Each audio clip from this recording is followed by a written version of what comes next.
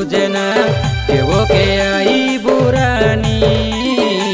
के वो के आई बुरानी दिन मोर सरे ना राति मोर कटे ना के वो के आई बुरानी के वो के आई बुरानी एतै दिले कोइला कता मन मोर बुझे नाई भाभी दिले कोइला कता मन मोर बुझे नाई मन मोर माने ना मन मोर बुझे ना के वो के आई बुरानी के वो के आई बुरानी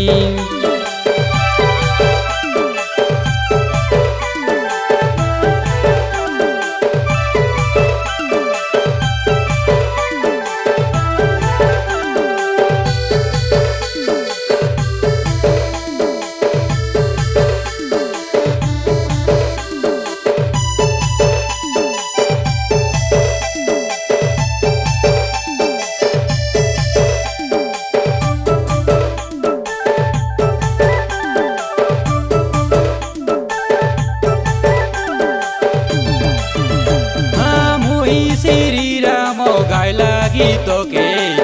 सुनते रहे तुई एतै बुद्धि ने तुई से लकमी तोर मुंडे हाथ देई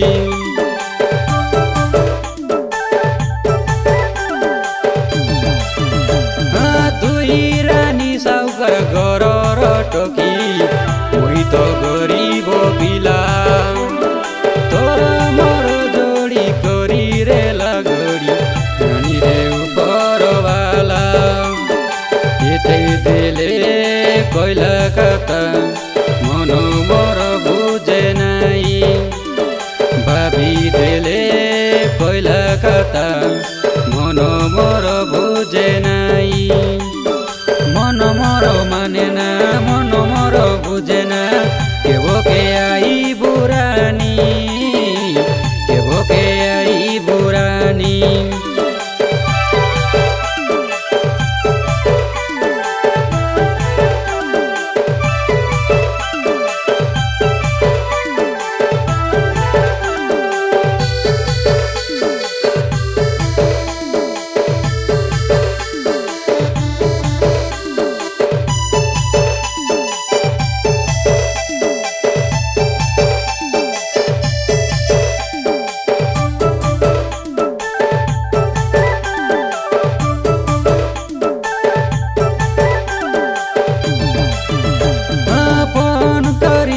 के डाकते रेलु तुई तुमर घर बंदो बाटे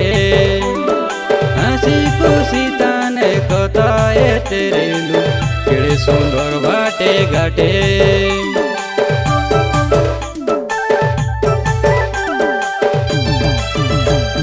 कता देई रेलु बोली रे सुंदरी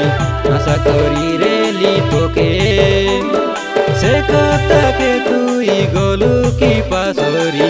छाड़ी उठी गलु मुके एतै दिले कोइला कता मन मोर बुझे नाई भाभी दिले कोइला कता मन मोर बुझे नाई